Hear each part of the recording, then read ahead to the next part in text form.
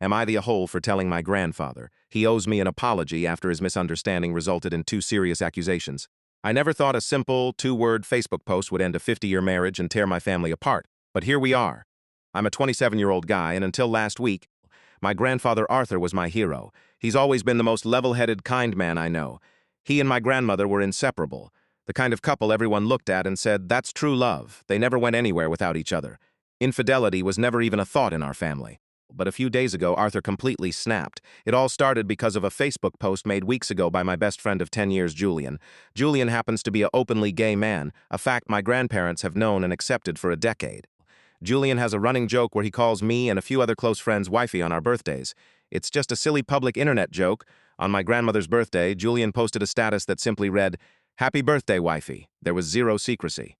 My grandmother actually read the post out loud to me from across the living room at full volume right in front of my grandfather. Arthur didn't even blink. He seemed totally unbothered. Weeks passed and everything was fine. Until last Tuesday, out of nowhere, Arthur launched a massive, explosive accusation.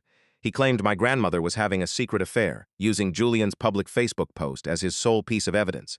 But he didn't stop there. He called me, screaming, accusing me of being a traitor who was actively helping my grandmother hide the affair from him. The confrontation was so toxic and distressing that my grandmother packed her bags and officially moved out of the house.